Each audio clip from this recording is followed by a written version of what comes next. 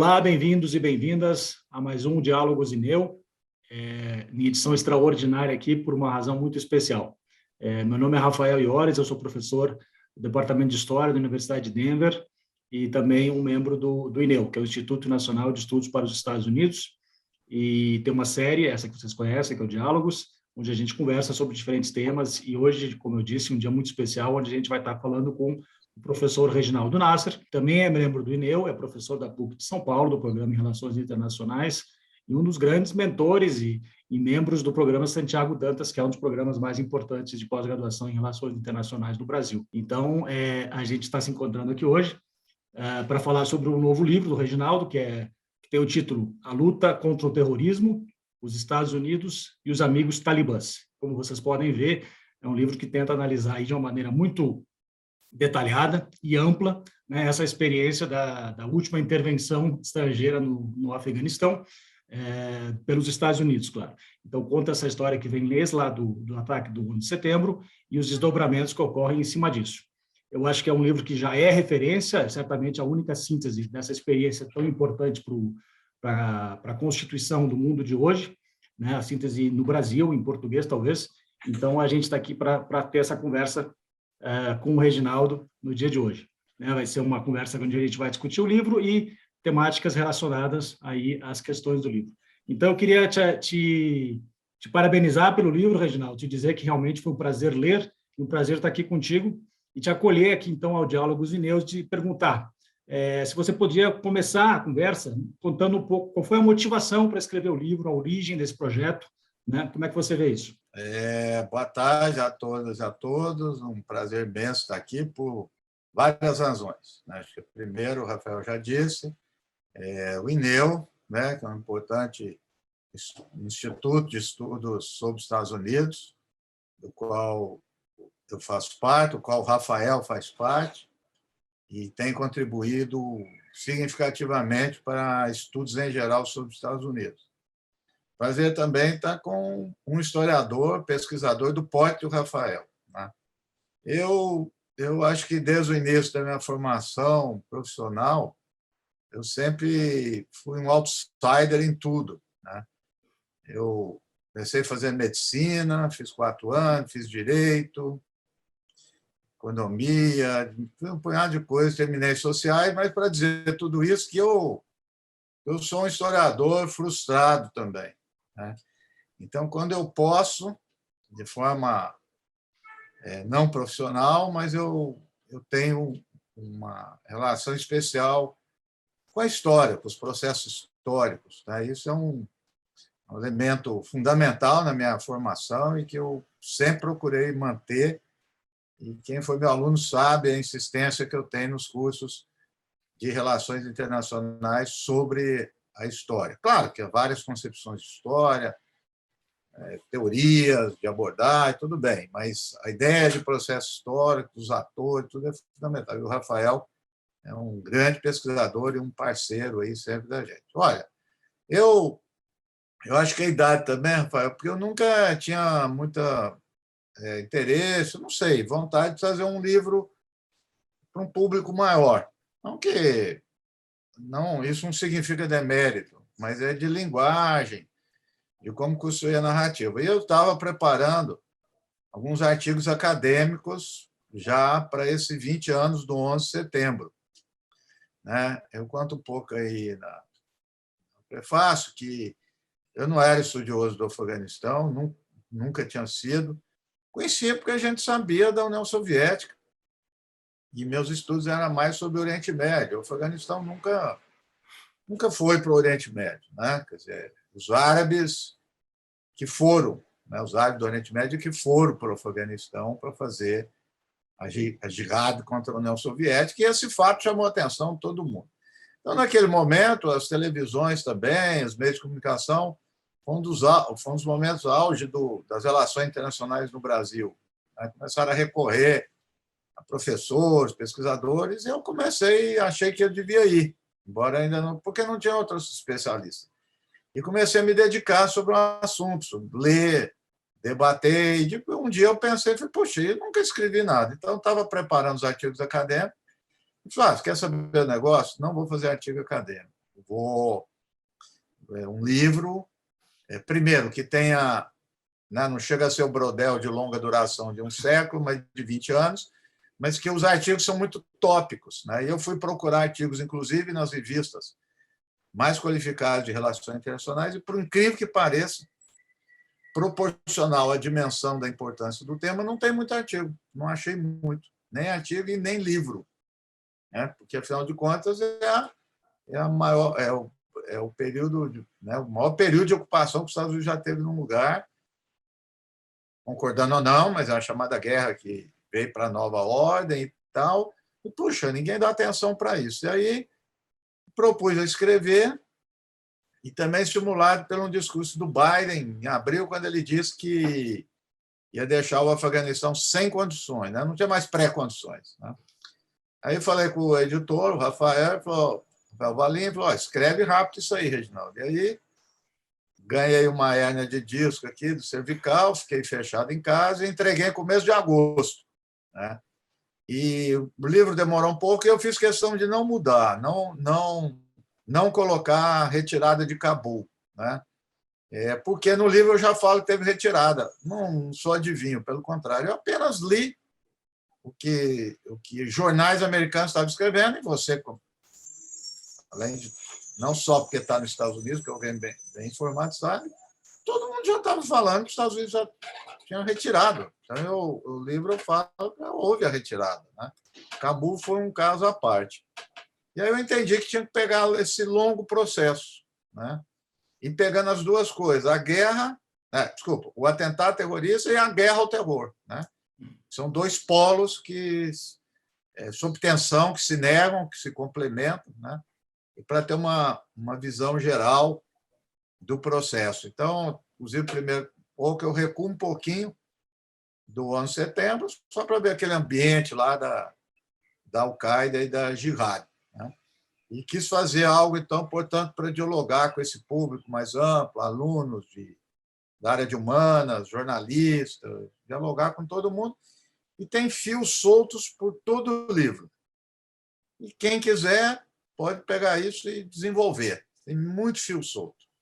Mas foi deliberado. Eu falei, se eu parar para me dedicar a cada um desses fios soltos, eu não chego a esse propósito, né? Então, foi um pouco isso. Eu acho que você conseguiu certamente atingir esse objetivo, né? É um livro acessível, sem ser simplório, porque você ancora bem, inclusive, em marcos teóricos interessantes, né? Ou seja, eixos de análise para a gente pensar, porque é, de fato, um tema muito amplo e dependendo de como você analise, claro, complexo, que envolve vários aspectos da sociedade americana, da estrutura do poder global de hoje, né? Mas você, então, cria, acho que, uma obra de leitura necessária, introdutória, para que, como você acabou de dizer, né, as pessoas possam seguir em diferentes elementos envolvidos nessa narrativa tão rica. Dentro disso que você acabou de falar, Reginaldo, eu queria te perguntar o seguinte, ou seja, ficando um pouco do lado dos Estados Unidos, por enquanto, depois a gente vai para o Afeganistão, que é o seguinte, você analisa, acho que de uma maneira muito interessante, né, nos primeiros capítulos do livro, um pouco estou parafraseando aqui algumas das suas colocações, mas uma reação absolutamente desproporcional, né, dos Estados Unidos, da sociedade norte-americana, do establishment político, né, mas também na opinião pública, em relação ao atentado, que, claro, foi uma coisa que chocou a sociedade, chocou o mundo, mas se criou uma reação que chegou ao ponto de, como, enfim, né, a gente acompanhou mais ou menos, né, botar em xeque o Estado de Direito, né, dos Estados Unidos. Então, eu queria que você comentasse um pouco isso, e relacionado a isso, uma outra noção que você traz, que eu acho que é muito rica no livro, que é essa noção que você chama do reverso da lógica do dominó. Ou seja, você acho que um outro termo, mas assim, essa ideia lá da Guerra Fria, né, de que a gente tem que parar os países se tornarem comunistas, porque se um cair, os outros caem. Houve uma reversão no sentido, especialmente no período Bush, né, de que a gente agora tem que, se a gente construir uma democracia no Oriente Médio, outras vão seguir, né?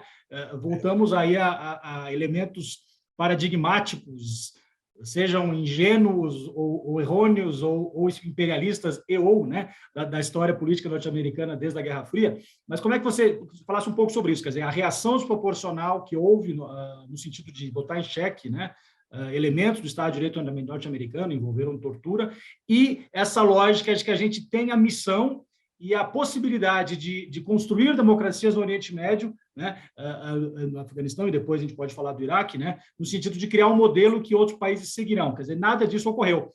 Como é que você vê isso? Acho que aí que é muito boa essa questão e tem vários ângulos, vários aspectos da questão. Eu acho que tem, inevitavelmente, eu não, obviamente, eu acho que você leu, quem vai ler, eu não compartilho uma visão, né, dogmática, paranoica dos Estados Unidos, e que estava tudo elaborado. Quer dizer, em história você sabe mais todo mundo que é a interpretação é a posteriori para explicar a causa, né? Quer dizer, não existe. Então, eu acho que tem uma questão imediata. Eu acho que a gente não pode fugir da questão imediata, né? E essa questão imediata, que chama os homens a agirem, ali, a presidente, a elite americana, era o seguinte: a nação, né, mais poderosa do mundo, nação que gasta trilhões de dólares para se sentir seguras, mostrou-se desprotegida. Acho que esse fato, inclusive não só para esse fato, mas para vários, por isso que eu pus na epígrafe uma parte do poema do Eliot, né, que a gente sempre volta no início, mas volta de um outro jeito, né? Evitar também essa ideia da história essencialista, né, que está tudo lá no início, né? Mas para dizer o quê? Houve uma grande surpresa, pegou todo mundo de surpresa e não sabia o que fazer. Isso é fato, não tem como. Eu até comento, dizendo que até um filme do Michael Moore, Fahrenheit, ele fica ironizando o Bush. Não é o Bush. Todo mundo estava surpreso. E me coloco nisso também. Que estavam reunidos lá para elaborar o Santiago Dantas. Era eu, Sebastião, o Túlio Vigésimo, o Reginaldo Moraes e a Flávia. E quanto os telefonemas, e nenhum de nós, Túlio, Sebastião, Reginaldo, foram meus professores, minha referência, e eles mesmos, trote esse negócio de atentado, né? Não ouvi nada. Então, precisava fazer alguma coisa. Então, isso aí eu pegando ali o Rumsfeld, o Dick Cheney, que era o cara que mais pensava e tudo, e eles quiseram até já no primeiro momento colocar o Iraque, era tão vergonhoso que não deu certo. Mas a ideia é de, então, dizer que é um terrorismo novo de inédito, né? Se ele é inédito, essa era a lógica, nos pegou, vamos dizer, desprevenidos. Então, nós temos que ter também uma outra lógica para se contrapor a isso. E essa foi a tentativa de escape. Primeiro, da justificativa da guerra. Se os que fizeram atentado são suicidas, e se é uma rede internacional, como é que eu vou fazer para responder? Porque a sociedade quer uma resposta. Então, no primeiro momento, não vamos diferenciar terrorista de quem apoia terrorista ou é amigo de terrorista. Então, isso aí foi o lema que percorreu todos esses anos. Uma doutrina agregada era de que os atentados foram preparados no Afeganistão, né? E que é uma falácia, né? Uma falácia que o bom senso destrói um negócio desse. E eu lembro que vários professores de Harvard, Fukuyama, elaboraram teses sobre isso. Fukuyama chegou a dizer o seguinte: mudou a política internacional. Quem ameaça mais não são as grandes potências, são os estados falidos, porque eles servem de alavanca para os outros. Aí você vai observar, pelos fatos, ninguém era do Afeganistão, nenhum sequestrador, não tiveram lá, e foi planejado em Hamburgo, na Alemanha, do líder Mohammed Atta, e nas escolas de aviação dos Estados Unidos. Não pegou nada. Mas, apesar disso, por várias razões, os governos, eu ia falar o mundo, mas os governos do mundo inteiro apoiaram. Aí está um negócio também que não pode ser desfeito, porque a gente voltar a esse nisso. Outro dia eu estava, ele até saiu do lugar lá, o Celso Laffer, e depois, outro dia, era o Rubens Barbosa, agora que eu fui participar, eles fugiram. Porque eles apoiaram. Então, não tem problema nenhum a pessoa errar, mas por que nós erramos? Então, hoje, há um processo de expiação do que tudo isso aí é devido ao Bush, né? Não é o Bush, é muito mais do que isso, né? Então, foi uma doutrina, no primeiro momento, que foi aceita pelos governos do mundo inteiro. Eu falo um pouco isso porque depois eu conheço a frase: todo mundo tinha um terrorista para chamar de seu. Então, a melhor coisa era ter um terrorista. A Rússia fez isso, Israel falou dos palestinos, a Rússia com os tchetchenos, todo mundo começou a ter seus terroristas. Então, os Estados Unidos, no fundo, elaborou uma doutrina, e aí a gente pode chamar, no sentido clássico, de hegemônica, que foi adotada pelos outros, foi incorporada pelos outros, não foi imposta. Né? Nesse caso que eu estou dizendo, não foi. E partiram para um tipo de ação querendo dizer que era inédito. Aí eu digo que a operação não teve nada de inédito. Pegou forças militares, um pouco terrestre, mais aérea, se articulou com forças do terreno do Afeganistão, né, que eram os senhores da guerra, e levaram à frente essa guerra, que foi a mais longa dos Estados Unidos. Eu já vou responder outra questão, mas antes disso, para dizer qual a ironia da questão. Para desatar esse nó, quer dizer, quem deu esse nó foi os Estados Unidos. Essa doutrina de que terroristas e aliados terroristas são a mesma coisa, ou seja, para encaixar o Talibã. Porque o Talibã não fez absolutamente nada. O Talibã sempre foi, a época, era um governo altamente repressivo, mas nunca atacou ninguém, nunca fez um ato fora das suas fronteiras. Eles fizeram esse nó. E aí, para desatar o nó, vem o Trump, e por isso o título que eu coloquei, dizer que os talibãs eram parça. Os parça talibãs são amigos, e não, eles não têm nada a ver com a Al-Qaeda, mas eles que fizeram essa coisa toda. Então, tem um imbróglio aí, né? Até agora, porque ninguém sabe também se a Al-Qaeda se reconstitui, se vai atuar, ninguém sabe. Ou outro grupo equivalente, e como vai ser a reação do Talibã. Né? O Estado Islâmico, sim, o Talibã é inimigo, mas não dos outros. Então, essa é uma coisa. A outra que eu acho que você pegou muito bem, e é um tema esquecido, ele teve em voga até a época do Trump, por outras razões que o Trump abandonou, que é a ideia do bandwagoning. Né? Então, nós vamos dar um exemplo para um país, nós vamos fazer, né, depois do Afeganistão ainda teve o Iraque, porque todos os outros vão olhar e vão perceber qual que é o projeto norte-americano, que é implementar democracia, etc. E quem não quiser, né, vai ser forçado a fazê-lo, vai ser dissuadido. Né? Isso é interessante porque, num primeiro momento, na reeleição do Bush, o projeto do Afeganistão foi avaliado como legal, estava funcionando. Então, é que ele foi reeleito em parte por isso. O Iraque tinha já os percalços, mas eles diziam que era um percalço, e foi muito importante, 2004, 2005, eu não lembro, que o Gaddafi passou a apoiar formalmente os Estados Unidos. Porque desde o início o Gaddafi se declarou contrário ao terrorismo, que apoiava os Estados Unidos. Então o Gaddafi sumiu esse assunto. Na época era considerado um caso de sucesso do bandwagoning. Esse cara aí que derrubou o avião inglês, que apoiava o terrorismo no mundo, já entrou no nosso caminho. Quem dirá os outros, né? E esse projeto falhou completamente, vazou água para tudo quanto é lado, né? Ao longo, eles insistiram, então, a moeda, né?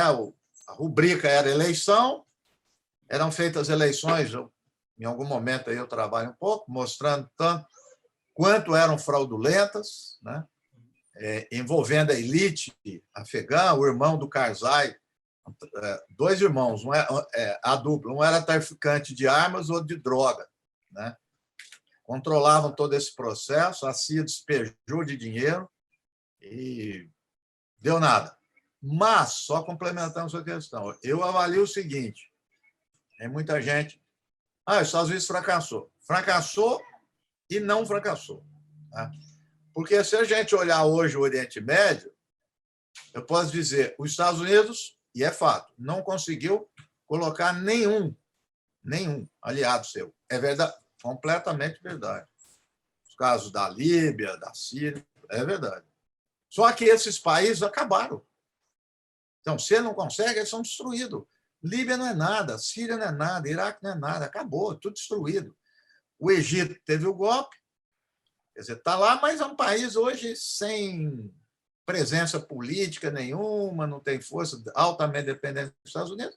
Então, assim, os Estados Unidos não conseguiu, mas deixou os países arrebentados, completamente arrebentados. Então, mas é importante você colocar, porque isso foi um projeto que foi alimentado durante muito tempo, tanto pelo Bush como pelo Obama. Eu quero falar depois mais sobre essa questão do fracasso ou não. Você já antecipou essa questão que eu quero voltar mais tarde, mas eu queria, então, talvez um pouco mais detalhar para quem tiver aí, né, interesse em ler o livro, que você falasse um pouco mais sobre, especificamente, né, chegando no Afeganistão. Primeiro, quem é que, de fato, é o Talibã, né? Um pouco mais especificamente. A gente fala muito deles e não entendo muito bem o que é, não só a sua origem, mas, assim, como, de fato, por que tem esse apelo, né, para parte da sociedade do Afeganistão? Um país muito complexo, né, com muitas diferenças regionais e culturais e étnicas e socioeconômicas, claro, né? Então, esse é um aspecto. E talvez se eu pudesse juntar uma outra questão, é o seguinte, quer dizer, foi muito fácil derrotar,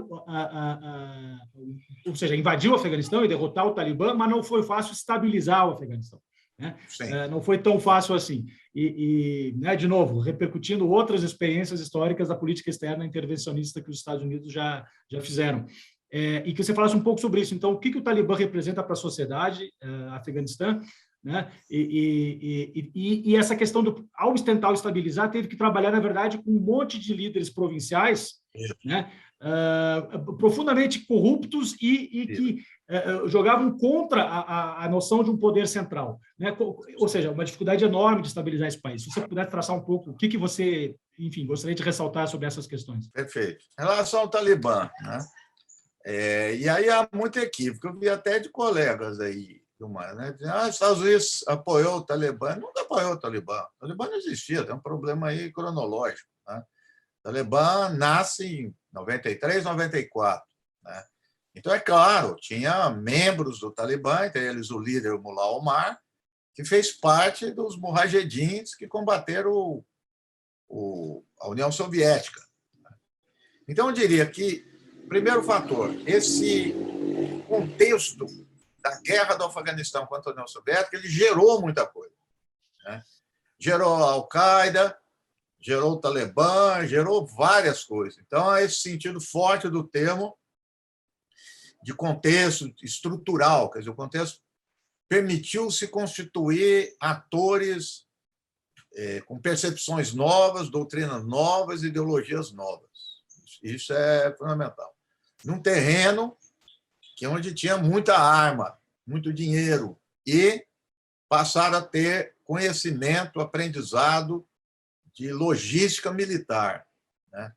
O principal responsável por isso foi o ISI, né? o Serviço de Inteligência Paquistanês. É um elemento essencial em todo esse processo.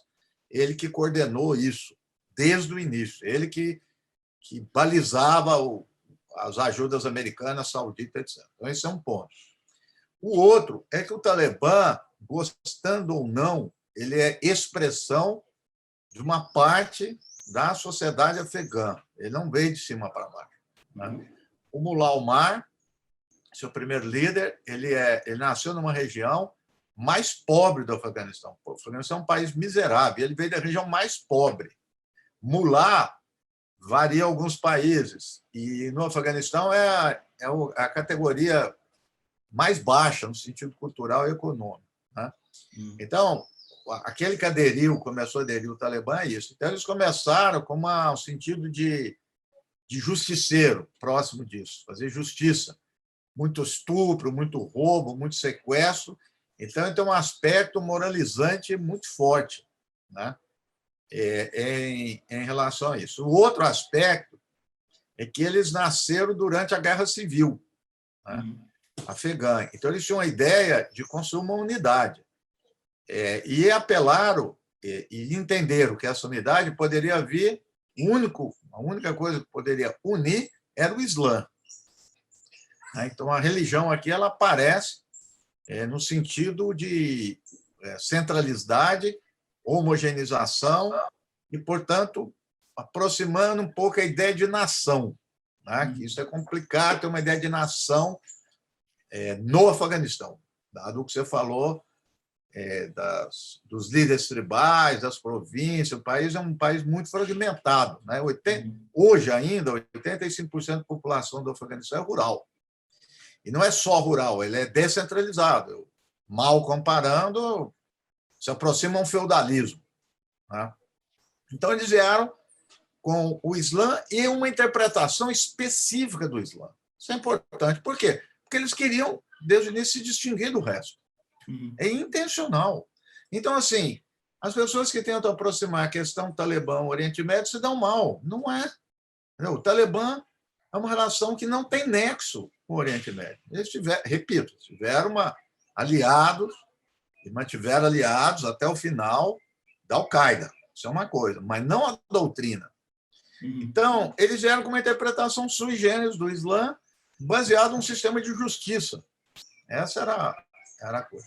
Mas também não era uma questão de justiça, vamos dizer, de cima para baixo, no sentido de a doutrina importada. No fundo, ela refletia já uma série de costumes de tribos.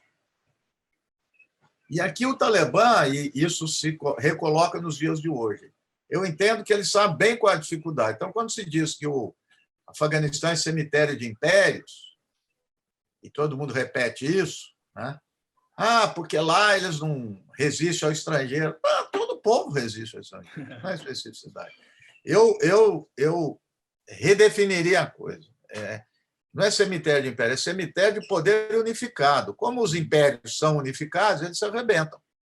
Então, para se manter no poder lá, tem que fazer acordo com o líder tribal. Não tem jeito. Não tem jeito. E os Estados Unidos? Então, essa é uma parte. E os Estados Unidos, sabendo disso, jogou com os senhores da guerra, que foram essa figura sociológica, política, etc., que cresceu muito contra a União Soviética, cresceu, né, durante os anos da Guerra Civil, e os Estados Unidos alimentou isso deliberadamente. O Donald Rumsfeld, eu coloco vários momentos, era o cara que mais valorizava isso, que o Donald Rumsfeld queria pegada leve.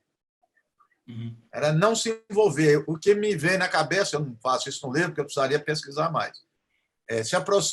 A ideia do Trump se aproxima muito da do Rumsfeld, né? Que é pouca gente, não chama isso de força de paz, não quero falar de reconstrução, que era a perspectiva diferente da Condoleezza Rice e do Colin Powell, né? Que acabou dando um tom, misturou ali. Então, os Estados Unidos jogou muito dinheiro de comprar as pessoas, não tem jeito, ele jogava dinheiro. Eu vi aquele agente da CIA, um grego, não sei se o nome dele foi preso.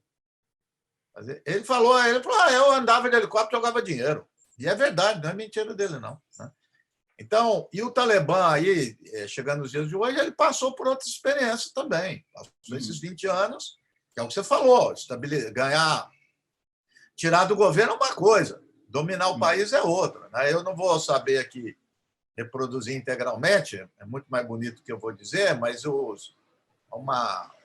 provérbio árabe que diz que alguém que vai dominar um lugar a cavalo, para ele dominar efetivamente, ele vai ter que descer do cavalo. Né? Aí, na hora que ele descer do cavalo, ele pode levar uma porretada. Né? Então, o cavalo pode percorrer o deserto e tudo, mas isso não é domínio. Né? Então, traiu muita gente que achou que a guerra estava acabada, e o Talibã mostrou resistência, resiliência, se reorganizou, se reinventou, fez aliança com o Irã, hoje é próximo do Irã, era inimigo, reconstruiu as suas relações com a Rússia, né, que teve toda a coisa com a União Soviética, China. Então, teve uma articulação internacional importantíssima no Talibã. Né, importantíssimo. E, em termos de logística de guerra, eles se conectaram com os movimentos do Iraque. O Iraque começou a fazer sucesso, entre aspas, com duas coisas: atentado suicida, programado, sistematizado, que o Talibã nunca tinha feito na vida. Começou a fazer em 2004, 2005. E os IEDs, né, arma improvisada, explosivo improvisado, fabricação improvisada, e só ficou o nome improvisado, porque o Irã começou a fornecer, começou a ter fábrica. Então, isso aí, para a insurgência, foi fundamental. Fizeram um sistema de arrecadação de dinheiro importante em pequenas comunidades e ficaram lá no Paquistão, cidade de Quetta, né? Que aí vem o nome Quetta Shura, né? Que é o conselho. Ficaram lá, o Paquistão sempre ajudou, os Estados Unidos pressionou, não adiantou nada, e passaram por todos esses anos de resistência e, por fim, se mostraram competentes na diplomacia, quando fizeram as reuniões lá de Doha com o Trump. E foram bem espertos, bem sábios, bem competentes. Né? Então, é um pouco essa trajetória aí, rapidamente, do Talibã, né? Que vai enfrentar um pepino agora. Né? Sim, enfrentar um pepino, que é a situação econômica do Afeganistão.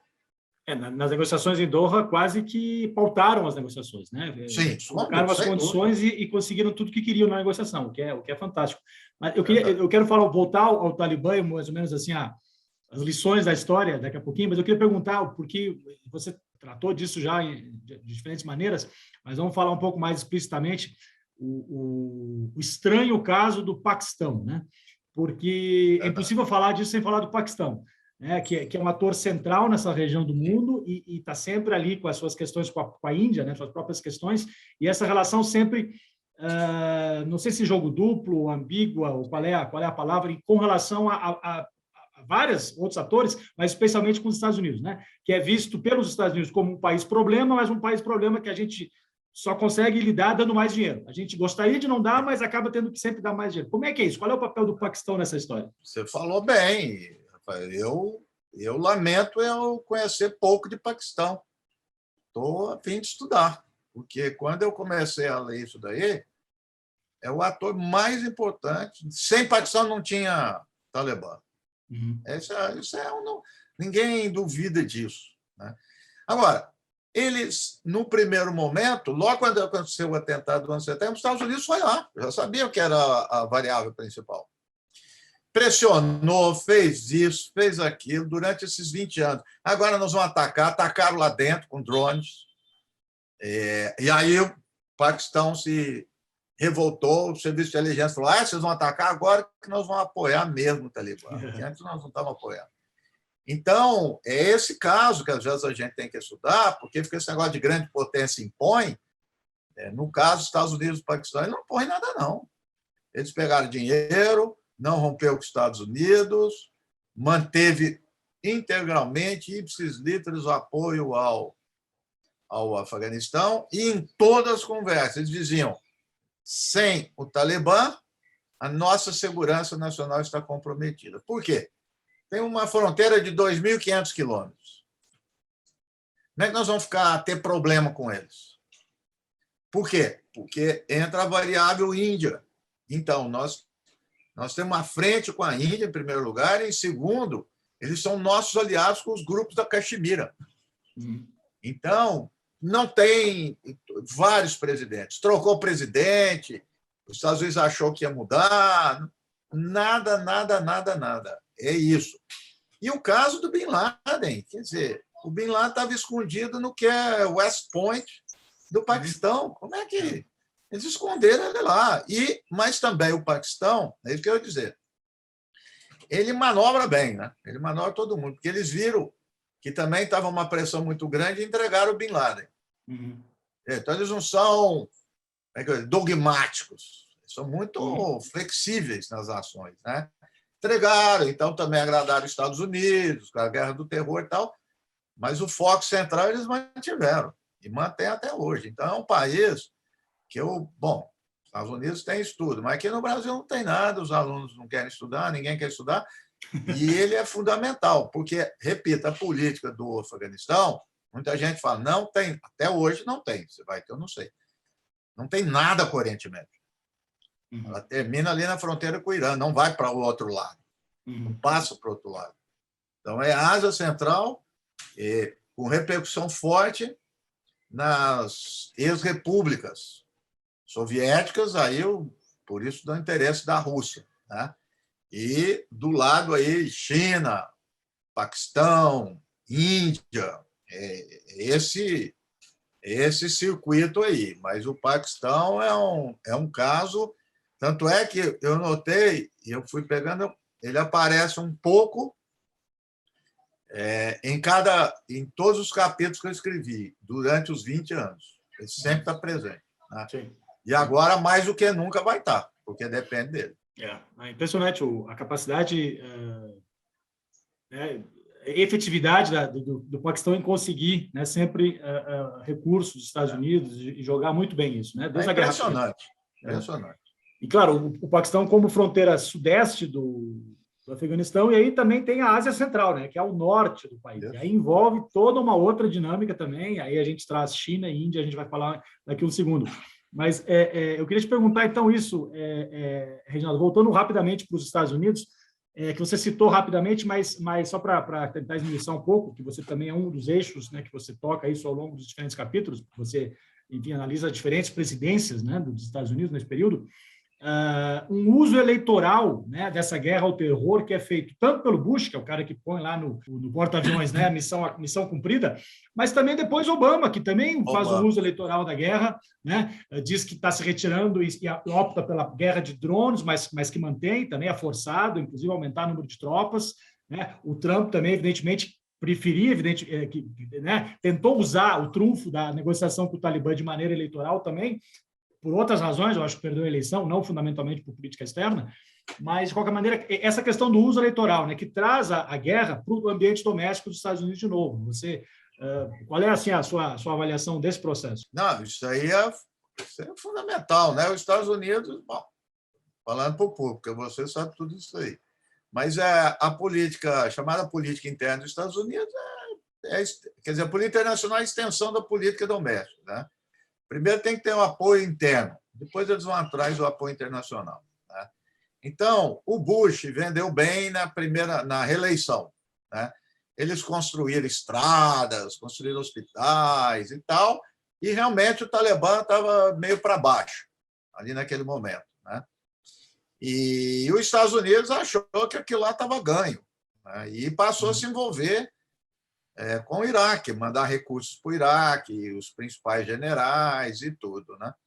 Aí, quando o Talibã, no meio do segundo mandato do Bush, o Talibã começa a mostrar as suas garras, voltar, o que acontece com os democratas? Aproveitam a oportunidade.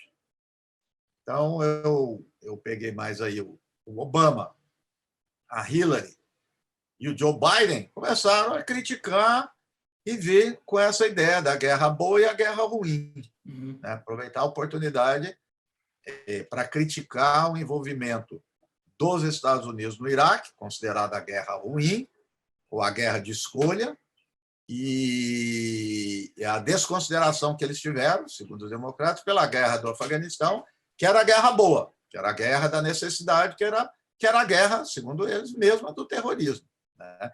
Então, ali no limiar do governo Bush, os democratas percebem bem isso, e é o lema da campanha do Obama, né, que vai para os debates, é isso, vamos sair do Iraque, o Iraque não tem nada a ver com essa história, apesar de eles terem apoiado também, né, mas isso não era o tema assim, do meu livro, mas eles apoiaram, depois que eles mudaram.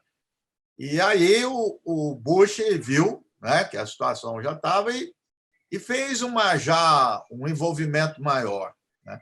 Tanto é que é algo inédito, você sabe mais do que eu, por lembrança, até é bom colocar aqui, eu não lembro de uma situação dessa, onde mudou o governo republicano para um democrata, no meio de uma guerra, eles mantiveram o secretário de defesa, Robert Gates. Porque a estratégia estava delineada, os democratas... Agora o Trump faz retórica em cima do Biden, que se retirou, na verdade foi ele, e os democratas fizeram isso nos republicanos. Né? E aí a outra eleição, o Obama ganhou nisso. Né? E realmente eles vão para acabar com a guerra. Aí faz o Surge, né? The Surge, que joga lá para mais de 100 mil tropas, leva os generais, a elite dos generais que estavam combatendo lá no Afeganistão, manda mais recursos para resolver de uma vez aquela história. O que aconteceu? Não deu. Deu ruim. Mandou drones, os drones entraram dentro do território do Paquistão, com Obama, ele tentou pegar pesado com o Paquistão, E aí eu diria que já no final do Obama, nas entrelinhas, não de forma explícita, assim, alguns mais, ele já decide, vamos sair desse lugar aí e fazer acordo. O Biden é o que mais insistia nisso, né?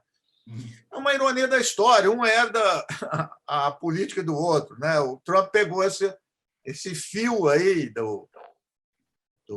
dos democratas e mandou lá para o teto, porque as elites que apoiam o Trump queriam outra coisa, não quer mais esse envolvimento. E aí o Trump, vamos embora daqui, vamos embora desse lugar. Aí vem o Biden, pega a coisa do Trump e aí é acusado pelo Trump de ter abandonado a coisa. Mas só concluindo, o Biden entra, tem janeiro de 2021. Quantas tropas americanas tinha lá? 2.500 só. Não tinha nada. Os Estados Unidos já tinham saído. Entendeu? Então, esse negócio de retirada do Cabo não é nada, isso não bobagem, mas pegou uma parte muito particular, específica, de uma capital e grandes cidades, porque o resto já estava tudo definido. Então, ou seja, concluindo, eles aproveitam, né, é coisa eleitoral e acaba aprendendo a questão eleitoral, a questão estratégica. Sim, e acaba ainda assim fazendo um fiasco na saída de Cabul, né? Isso. Mas de qualquer maneira. Mas é muito interessante essas continuidades, né? E um outro aspecto que me chamou a atenção, e que eu acho que está muito pouco estudado ainda, talvez porque é muito recente, por um lado, e você aponta isso no livro também, né? Como o Bush, como republicano, mas como neocon, né? Secundado por neocons, ele assume uma política mais messiânica de construir nações ao redor do mundo, construir democracias, que não era a postura tradicional dos anos 90, digamos assim, né? E mesmo do Eisenhower, digamos assim, do Nixon, né? Do Partido Republicano. Ele dá essa guinada. E aí, assumindo um pouco mais a tradição do Truman, do Kennedy, né? Dessa coisa mais messiânica de promover, né, a democracia no mundo. E é Trump, que é um outsider, claro, republicano, mas um outsider que, de certa maneira, sequestra o partido, que traz novamente um ajuste de dizer, não, a gente tem que parar com esse negócio messiânico, né? E temos que sair a qualquer maneira, inclusive com concessões ao Talibã. É muito interessante isso, né? Eu acho que a gente...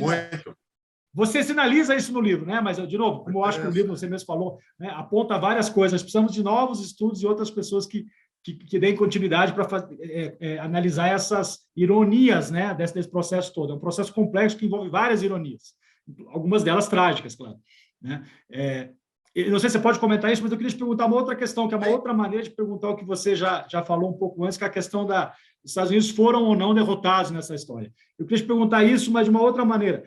Quem é que ganhou nessa história, afinal de contas? Porque, por exemplo, a gente estava percebendo no Iraque, né, que o grande vencedor foi o Irã, né? Né, que é o inimigo mortal dos Estados Unidos no Oriente Médio. De alguma maneira, tem também mais influência no próprio Afeganistão hoje. A Rússia, né, na sua presença na Ásia Central também, né, parece que, de certa maneira, né, bandwagon, né, ganhou um pouco mais que o próprio Estados Unidos, que saiu agora, de uma maneira feia, né, na retirada de Cabul. E agora muita gente está apontando aí, inclusive o Fukuyama, que quem vai ganhar vai ser a China, que vai conseguir ter uma influência no Afeganistão maior, né, na região como um todo, na falta da presença no chão, né, dos Estados Unidos. Como é que você avalia isso, afinal de contas? Os Estados Unidos perderam, quem é que ganhou nessa história? E um último ator, né, que você mencionou, mas que eu acho que é muito importante pensar essa coisa toda, é a questão das empresas, né, porque se terceirizou em grande parte essa guerra toda. Quem ganhou muito dinheiro nessa história, dos 2 trilhões que foram gastos, foram empresas privadas da guerra. Né? Como é que é isso? Eu acho que você já apontou aí, né, de quem ganhou. Então, primeiro que eu acho que, em termos teóricos, a gente tem que... já fui ficar pregando contra o Clausewitz e só endeusando o Clausewitz. Eu já fiz as duas coisas, então não vou fazer mais. Mas a gente precisa repensar... Você cita ele aqui. Então, inclusive como ponto de partida da coisa. Por quê? Porque, simplificadamente, aquela coisa, o que é guerra? Relação de poder. Então, na medida que eu consigo fazer com que a minha vontade seja executada pelo outro, eu ganhei. Se eu não conseguir, eu perdi. Estou simplificando, mas o Claudio é isso. Eu acho que a gente precisa... não estou dizendo que essa variável não seja importante, mas eu não acredito que ela seja a única variável. Eu acho que a gente tem que colocar as variáveis, as pessoas tomarem conhecimento e fazer as suas avaliações. Né? Eu acho que essa variável está clara. Quer dizer, os Estados Unidos tinha um projeto de dotar um governo aliado, um governo, mais do que aliado, um governo que obedecesse os ditames dos Estados Unidos, como eles fizeram durante esses anos, e mantivesse o Afeganistão. Não conseguiram. Ok? Perderam nesse aspecto. Eu não sei que alguns realistas aí, pedenidos, vão me achar, pode achar ingênuo, mas eu prefiro ser ingênuo do que não faltar com compromisso moral. Acho que as guerras têm que contar as vítimas também. Né? Então, a União Soviética foi expulsa do Afeganistão, morreu 1,5 milhão de afegãos e 10 mil soviéticos. Né? Levou à crise para a União Soviética, também sei disso. Né? Então, o Afeganistão, a sociedade afegã está destruída, completamente destruída, fora os mortos, feridos, e a crise econômica gravíssima. Os Estados Unidos congelou os bens, né, os fundos, né, do Afeganistão. Então, é outra variável importante. 1/3 da população do Afeganistão está sob situação de crise humanitária emergencial. Como é que eu vou desconsiderar isso? Então, estou olhando os vários âmbitos dos atores, que eu acredito que ciências sociais, ciências humanas devem fazer isso. O Talibã, claro, ganhou. No primeiro momento, ele ganhou. Ele lutou lá 20 anos, retomou o poder de uma outra forma, até mais, vamos dizer assim, mais eficiente do que lá atrás, porque lá atrás tinha Aliança do Norte, não tem Aliança do Norte. Acabou. O filho do Massoud levantou lá um punhado de gente, uma meia dúzia, ficaram cercados, acabou. Tá? O Talibã aumentou o raio das suas alianças. Antes ele era reconhecido pelo Paquistão e Arábia Saudita, agora por duas grandes potências no mínimo, China e Rússia, e uma potência regional como o Irã. Então, o Talibã, num primeiro momento, apareceu. O que num primeiro momento, eu me insurgi, né, uma insurgência, foi os colegas de esquerda que eu gostaria que eles fizessem comemorar a derrota do Império Americano. Pelo amor de Deus. Né? E as comparações esdrúxulas com o Vietnã. Vou começar pela foto, né? Porque agora política comparada virou foto. A foto do helicóptero.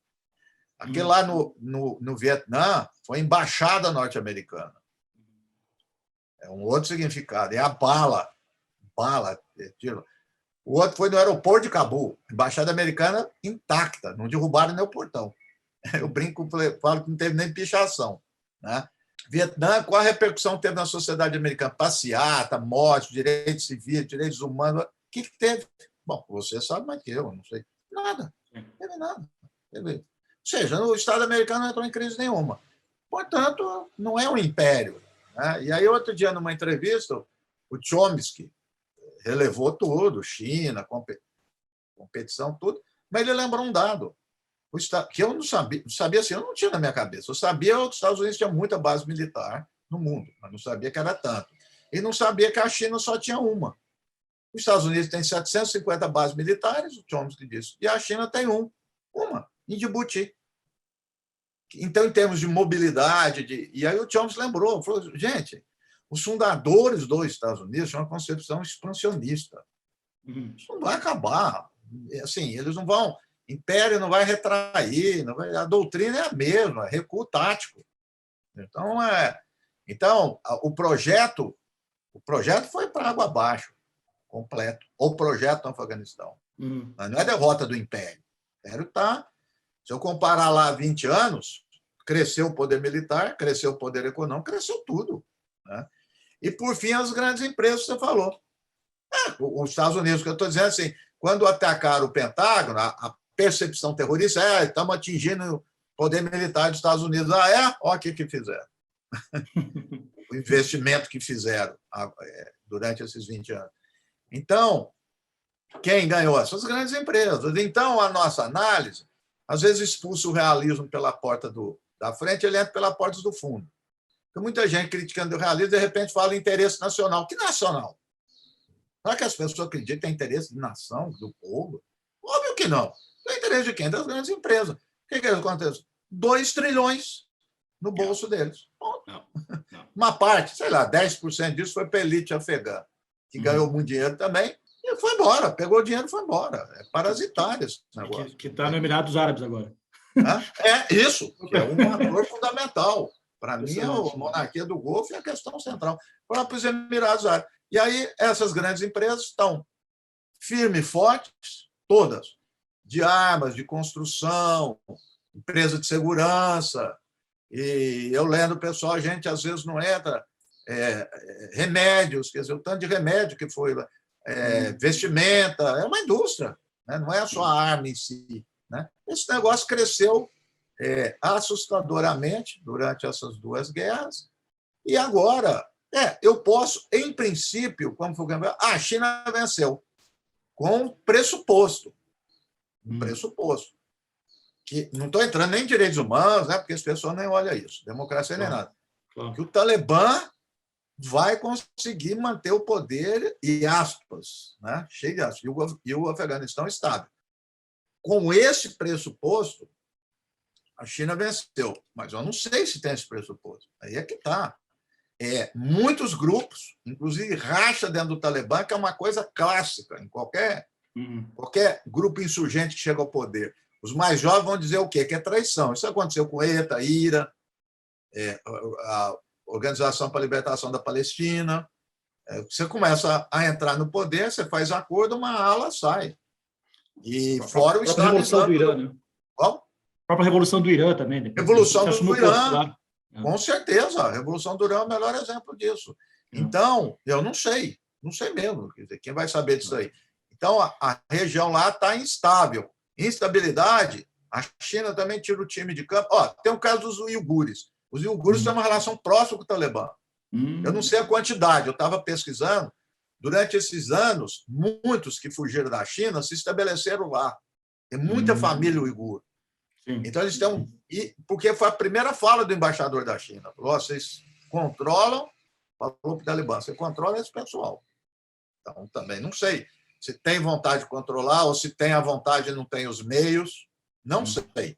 Tem muita interrogação nesse processo. Então, portanto, ainda é cedo para avaliar essa história do ganho estratégico, né? Porque isso também muda, né? Às vezes muda rápido, outro, né? Vai mais tempo. E só finalizando, eu acho que o maior pepino para o Talibã é a parte econômica. E agora o inverno está chegando lá, né? E o inverno duro. E como você falou, um terço da população está com a ameaça de fome, né? É uma situação muito, muito, enfim. Eu agradeço muito que você lembrou isso, né? Pensar sempre na face humana das guerras, né? É muito fácil a gente falar em dinheiro, em 2 trilhões e Blackwater, né? As empresas que ganharam dinheiro nesse processo todo e na corrupção, isso tudo tem que ser analisado, mas, né, o aspecto humano também tem que estar na nossa linha de análise. Eu queria, novamente, então, te agradecer, Reginaldo, e parabenizar, né, por essa bela obra. Eu acho que você aponta aí várias lições desse processo todo, né, e lições que você termina o livro dizendo que os Estados Unidos não estão fazendo, né, o dever de casa. Quando o Obama assume, ele diz, não, temos que olhar para frente, não vamos olhar para trás o que aconteceu, embora aconteceu uma coisa que mereceria, né, uma espécie de atonement, né, de uma olhada mais próxima disso, né, por parte da sociedade americana, mas essa tendência, talvez pragmaticamente, do ponto de vista político, é a visão mais fácil, né, vamos bola para frente, essa coisa toda. O Biden sinalizou que ia também revisar algumas questões do Trump, mas está aqui envolto em outras questões, né? De novo, não estou dizendo que não seja necessário, há outras questões que a pandemia, a situação econômica, né? Mas enfim, ou seja, tem várias lições que deveríamos aprender desse processo todo que aqui, né, falando de quem está nos Estados Unidos, eu acho que essas lições não estão sendo bem entendidas, e que bom que no Brasil nós temos uma obra como a sua para permitir que o público aí, especialmente o pessoal aí estudante, né, possa, né, ter um pouco dessa olhada inicial dessa temática toda e pensar, né, nessas lições que temos que tirar desse processo todo. Então, de novo, parabenizo, eu acho que a sua obra permite oferece essa visão inicial, né, e aponta vários novos caminhos de investigação, e, portanto, vai ser absolutamente uma obra necessária, né, desse tema no Brasil em língua portuguesa, e quem sabe talvez traduzida no futuro. Vamos ver. Obrigado, Rafael. E eu acho que tem, além de tudo, uma apenas. Como você também era da internacional, o e-mail está dezenas de antigos pesquisadores, mas continuam jovens na produção, jovens pesquisadores, médio e tudo, e a gente produzir. Porque, para além da questão também, há literalmente um despreparo dos partidos políticos em relação à questão internacional. Não entra nem em diferenças ideológicas, isso é natural que tem, os Estados Unidos tem, mas é despreparo. Então, é um pouco isso também, porque não é só, claro, o Afeganistão que eu fiz, que os Estados Unidos envolveu, mas em centenas de outros assuntos para a gente entrar e mostrar. Acho que esse é um fato que a gente tem que chamar a atenção para as pessoas estarem mais atentas. O outro é da nação, da sociedade, né? Não ir, né, como já ficou a moda falar do gado, né? E como gado, apoiando esse ou aquele governo, a guerra contra o terror. Né? Isso foi uma lástima. E é o caso da Barbara Lee, que é um grande exemplo, a mulher negra do Partido Democrata, que é um símbolo dessa luta. Né? E a sociedade americana não se envolveu com a questão do Afeganistão, infelizmente. Então, acho que as sociedades se envolverem mais e de uma forma mais consciente, informativa, para fazer as suas escolhas, porque a escolha que é feita, as consequências humanitárias são enormes, né? Então, os atores, esses que nós estamos falando, sempre saem ilesos, né? O povo não sai. E satisfação estar falando aí com você, uma referência na área internacional de história, e principalmente Estados Unidos. Obrigado, Reginaldo. Novamente, parabéns pelo livro. Eu queria, então, convidar todos a continuarem acompanhando a gente aqui nos diálogos. Assistam esse vídeo aí, digam aí que gostaram do vídeo nas redes e ajudem a promover a nossa conversa de novo, que é uma obra que tem que ser lida por várias e várias pessoas. Acompanhem aqui a nossa série de diálogos de Neo, e a gente sempre tem esses debates importantes sobre a conjuntura do mundo, lições históricas e essas questões todas que a gente nos ajudam a pensar e talvez contribuir um pouco para um mundo um pouco mais humano, né, e democrático, quem sabe. Então tá, obrigado a todos, um abraço, até a próxima.